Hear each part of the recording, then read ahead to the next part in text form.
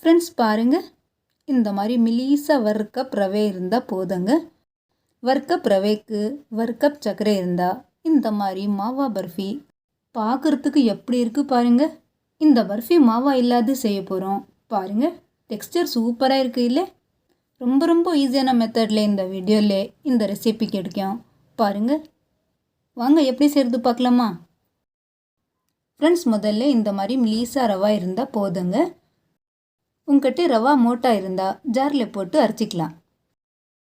முதல்ல கடாயிலே சும்மா 4 table spoon நெய் போதுங்க. அடுப்பு லோ டு மீடியம் வச்சு சூடாயிட்டு பிறகு ஒரே ஸ்பூன் கடலை மாவு. ஜாஸ்தி போடாதீங்க, சும்மா ஒரே ஸ்பூன் கடலை மாவு இருந்தால் போதும்.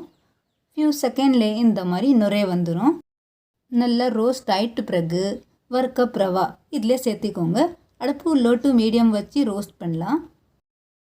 ஃப்ரெண்ட்ஸ், இந்த பர்ஃபிலே ரவா கலர் சேஞ்ச் வானுங்க. சும்மா ரோஸ்ட் பண்ணால் போதும். 5 to 6 மினிட்ஸ்க்காக ரோஸ்ட் பண்ணலாம்.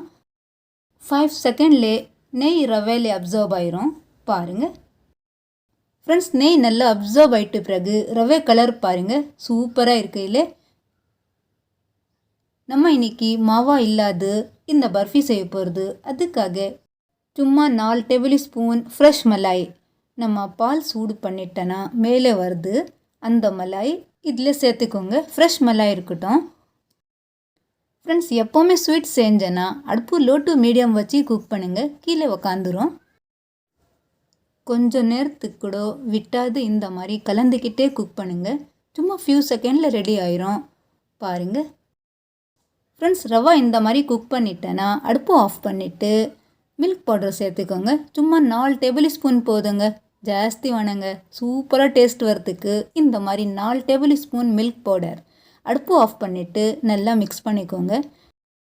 இந்த பர்ஃபிலே நம்ம மாவா சேர்த்து செஞ்சனா எப்படி டேஸ்ட் இருக்கும், அதே மாதிரி டேஸ்ட் இருக்கும். சுட ரவாலே இந்த மாதிரி போட்டு மிக்ஸ் பண்ணிக்கோங்க. பாருங்கள், நல்லா மிக்ஸ் ஆகிட்டு இருக்கையிலே சைடில் வச்சுட்டு சுகர் சிரப் ரெடி பண்ணிடலாம். நம்ம குலாப் ஜாமுனுக்கு எப்படி செய்கிறது அதே மாதிரி சிரப் வந்தால் போதுங்க. 1 கப் ரவைக்கு 1 கப் சர்க்கரை, 1/2 கப் தண்ணி போதுங்க. ஃப்ரெண்ட்ஸ், ரவா சோஜி பர்ஃபி செய்கிறதுக்கு சிரப்பில் எதுவுமே கம்பி பதம் வானுங்க. சேம் ஜாமுன் சிரப் ரெடி பண்ணுறாங்களே அதே மாதிரி இருந்தால் போதுங்க. சர்க்கரை மெல்ட் ஆகிட்டு பிறகு கொஞ்சம் நேரத்தில் பாயில் வந்துடும். 1 கப் சர்க்கரைக்கு 1/2 கப் தண்ணி போதுங்க. தண்ணி எக்ஸ்ட்ரா போடாதீங்க. ஃப்ரெண்ட்ஸ், நம்ம சிரப் பாருங்கள், கரெக்டாக ஸ்டேஜில் இருக்குது. அடுப்புலேருந்து சிரப் எடுத்து கடாய் வச்சிடுங்க. அடுப்பு லோ வச்சு சிரப் கொஞ்சம் போட்டு நல்லா மிக்ஸ் பண்ணிக்கோங்க. ஒரே தடவை சிரப் போடாதீங்க. ஃப்ரெண்ட்ஸ், நீங்கள் முதல் தடவை செஞ்சால் கூட எதுவுமே கெட்டு போகாது, ரொம்ப நல்லா வரும், கரெக்டாக வரும். நீங்கள் இதே மெஷர்மெண்ட் வச்சு கண்டிப்பாக ட்ரை பண்ணுங்கள். 2-3 தாட்டி சிரப் போட்டு நல்லா கலந்துக்கோங்க. நான் எல்லாமே போட்டேன்.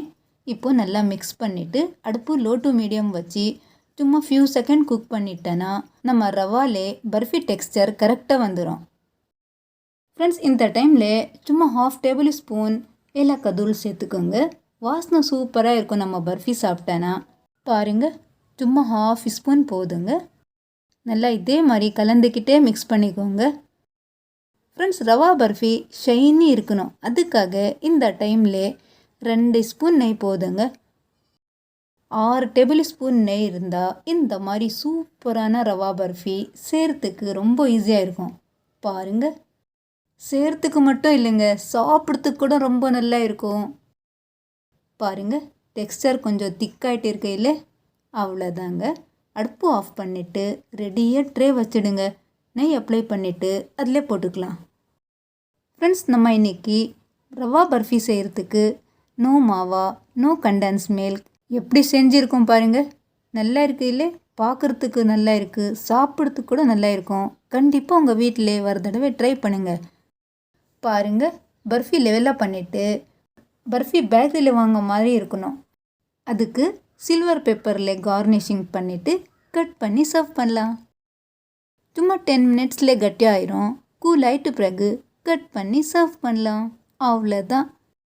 ஃப்ரெண்ட்ஸ், பர்ஃபி எத்தனை டைப்பில் இருக்குது தெரியுமா? மைதா பர்ஃபி, கோதுமை மாவுலே பர்ஃபி. நம்ம இன்றைக்கி ரவா பர்ஃபி செஞ்சுருக்கோம். கண்டிப்பாக உங்கள் வீட்டிலே ட்ரை பண்ணலாம். ஃப்ரெண்ட்ஸ், நம்ம ரெசிபி பிடிச்சனா ப்ளீஸ் லைக் பண்ணுங்கள், ஷேர் பண்ணுங்கள். நம்ம தமிழ் சமையலுக்கு மறக்காமல் சப்ஸ்கிரைப் பண்ணிவிட்டு பெல் ப்ரெஸ் பண்ணுங்கள். நான் இன்னொரு முறை நியூ ரெசிபியோடு வரேன். தேங்க்யூ.